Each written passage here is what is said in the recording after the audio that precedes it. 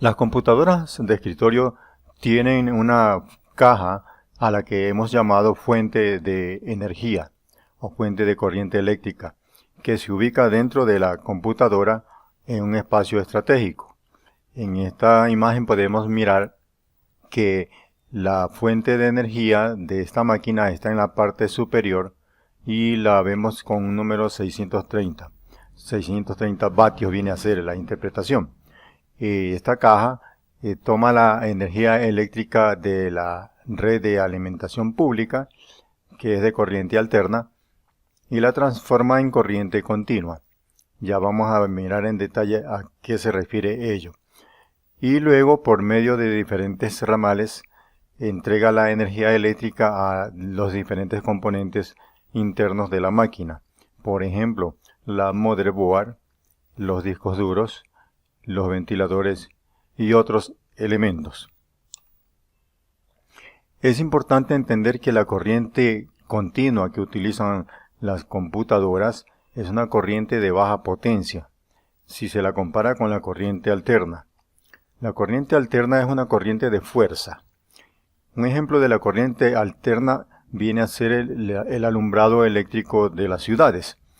Esa corriente es una corriente que se puede distribuir a grandes distancias, puesto que se pueden utilizar transformadores que aumentan la potencia de la energía cuando esta va cayendo a medida que se van recorriendo los kilómetros de cobre por donde debe circular dicha energía. Otro ejemplo de la corriente alterna puede ser el que se aplica en los motores industriales, en donde se tienen que mover grandes palancas, grandes poleas, grandes engranajes. En tanto que la corriente continua, que para términos generales podemos identificarla como la que se utiliza para los relojes electrónicos, para los celulares y otros dispositivos pequeños, es una corriente que se puede manipular. Ese viene a ser la interpretación más aproximada de lo que es la corriente continua. Pero para entender qué es un circuito, vamos a analizar brevemente un recorrido que hemos planteado en esta imagen, porque es importante entender esto para poder comprender por qué fallan electrónicamente y eléctricamente algunas partes de las computadoras. Un circuito eléctrico es un conjunto de componentes por los que se pone a circular una energía eléctrica que debe tener un punto de partida y un punto de cierre. En este ejemplo vamos a ver que por el lado izquierdo comienza a circular la corriente eléctrica en forma de electrones y pasa por la bombilla, y cuando termina su recorrido se hace un cierre de circuito, o sea que los electrones pueden seguir circulando abiertamente y se enciende la bombilla. Ese es un sistema muy sencillo de comprender. En el recorrido de la energía vemos que hay un interruptor que abre o cierra esa circulación. Entendemos que cuando se cierra, entonces la circulación se completa y la bombilla se debe encender. ¿Qué pasa en los circuitos eléctricos dentro de la computadora? Sucede algo muy similar, pero a otro nivel, a otra escala más pequeña. Pero para efectos de la comparación vale bien. Cuando un circuito se abre por una circunstancia que no sea el interruptor, dígase usted un conductor que se cortó o se quemó, o un componente del circuito se quemó y quedó abierto el circuito, entonces diríamos que hay una falla entonces en el circuito y se conoce como circuito abierto. La parte contraria sería es que el interruptor o elemento, en vez de abrirse, se puenteó. Por ejemplo, se quemó debido a una sobrecarga y en vez de abrir cuando se necesita interrumpir el paso de la corriente, el elemento cortocircuitado o puenteado permite constantemente el paso de la corriente. En ese caso le llamamos a esa falla cortocircuito. Es decir, se ha interrumpido de alguna manera el recorrido de o el cumplimiento de la ley del circuito que se ha elaborado, y este permanece totalmente cerrado todo el tiempo, lo cual genera entonces una falla porque no fue ese el diseño original de esa programación, digamos, ¿no? Entonces eso sería en términos sencillos lo que viene a ser un circuito eléctrico. En este diagrama vamos a tratar de entender un poquito más, paso más adelante de lo que pasa en la computadora, pero ya a nivel electrónico. Vamos a hacer una suposición de que en el punto IN está ingresando la corriente eléctrica o el voltaje. El voltaje comienza a hacer su recorrido y llega a la resistencia R4. La resistencia R4, al oponerse al paso de la circulación, genera una caída de ese voltaje. Es decir, se disminuye, en su salida tiene un menor valor. Luego llega al switch S2, y cuando el switch S2 se puentea, o es decir, se cierra, permite el paso de la corriente. Esta sigue hacia el transistor Q4. Un transistor, como sabemos, es un desviador de corriente o es un amplificador. Entonces sucede un fenómeno dentro del transistor que ha sido calculado por el diseño del circuito con un fin específico, y se dirige hacia la masa o tierra para hacer el cierre del circuito. Y así es como se produce entonces un efecto que se ha deseado por el diseño del aparato. Por la parte superior, la corriente ha seguido su recorrido y va a pasar por la resistencia R6. Y al salir de la resistencia hay otra vez una caída de voltaje. Ahora bien, esta caída de voltaje o de corriente va a depender del valor que tiene la resistencia, el valor de oposición que presenta. Eso se mide en ohmios. Entonces también se calcula ese valor para hacer el diseño del circuito.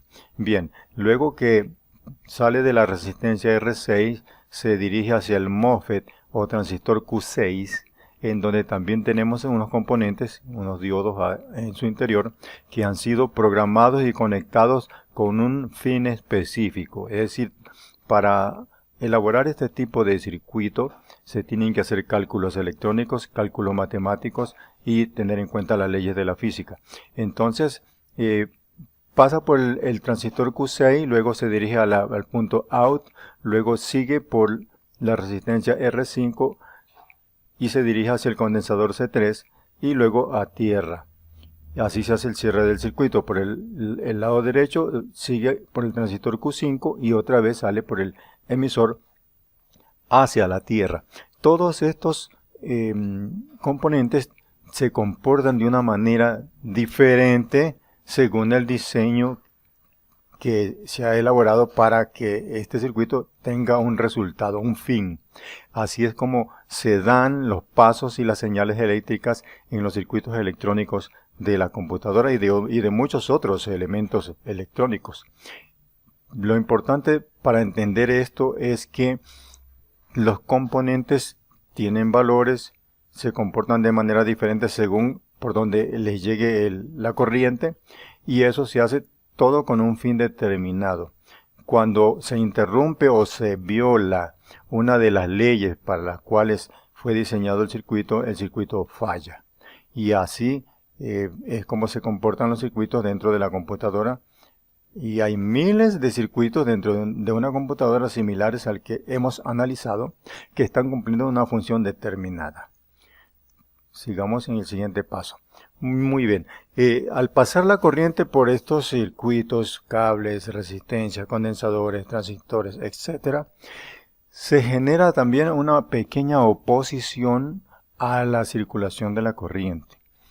Toda oposición que se haga al paso de la corriente genera un movimiento de electrones y eso genera a su vez calor.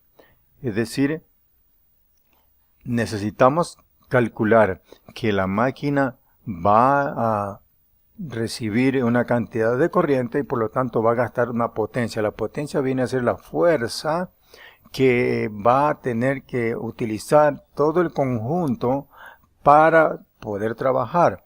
Normalmente medimos esa potencia por la suma de cada consumo de los componentes, aunque ese dato matemático no es para nosotros tan trascendental, pero sí debemos entender que a mayor potencia consumida, más calor se va a generar en el proceso de activar todos los circuitos.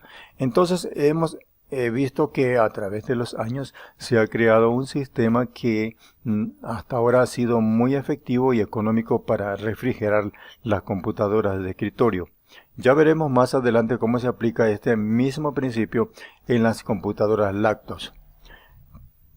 Aplicándolo a las computadoras de escritorio podemos decir lo siguiente. La máquina siempre va a tener una entrada de aire por la parte frontal, o sea, por sus rejillas y por los laterales también de la máquina. ¿Por qué? Porque en la fuente de energía se ha instalado un pequeño extractor de aire que viene a ser un ventilador que podemos ver en la parte posterior, cuya función es la de absorber aire para que éste ingrese por la parte frontal, por la parte lateral y luego sea expulsado por la parte posterior. Al hacer esto genera una corriente de aire que refresca los circuitos. Tenemos un pequeño inconveniente al hacer esto. Resulta que al absorber el aire también tiene contaminaciones y partículas. Entonces va a ingresar a través de toda la máquina internamente, depositando a su vez sobre los cables, componentes, circuitos, etc., el polvo del medio ambiente. El polvo del medio ambiente puede ser muy tóxico y conlleva partículas de todo tipo. Harinas, puede tener ácaros, puede tener restos de insectos, el polvo que va en nuestros zapatos, los polvo y polvillos que hay en un hogar, etcétera, etcétera. Y se va acumulando alrededor de los componentes internos de la máquina. Esto va a generar a su vez más calor si es que no se retira regularmente. El calor es uno de los grandes enemigos de los circuitos eléctricos, así que hemos de tenerlo en cuenta para conservar correctamente nuestras máquinas, ya que el aumento de temperatura en los componentes, puesto que los componentes trabajan con un coeficiente de temperatura para trabajar en modo normal y un máximo para resistir, si no se les da la suficiente refrigeración, se van a comenzar a deteriorar o a degradar, en otras palabras, y hasta el momento en que se rompan, se quemen o dejen de funcionar y por lo tanto tengamos una falla en la computadora. Así que luego que ya sabemos que este es un efecto negativo en el trabajo de las computadoras, hemos de pensar que el mantenimiento es necesarísimo. Para hacer el mantenimiento, pues es menester tener herramientas adecuadas, como lo son una máquina que expulse aire con bastante fuerza, como este soplador, que puede permitirnos soplar en lugares en donde una brocha no puede ingresar y deja completamente la máquina sin el polvo residual que hace mucho daño a los circuitos. Pero también hay que cuidarse del polvo que puede penetrar en nuestras vías respiratorias, ya que, como hemos dicho antes, es un cóctel muy peligroso para nuestras vías respiratorias. Así que esas son precauciones necesarias a tener en cuenta. Entonces, esta es la manera, en términos generales, de cómo se comporta la energía eléctrica y cómo se ha utilizado hoy en día dentro de las computadoras con los circuitos que la componen. Nos veremos en el siguiente módulo, que será el de la arquitectura de las computadoras. Este es un programa elaborado por servicioalpc.com, formación técnica a distancia, cuyos contenidos también se pueden ver a través de Zoom y en modo presencial en algunas ciudades del mundo. Nos veremos en el siguiente módulo. Buen día.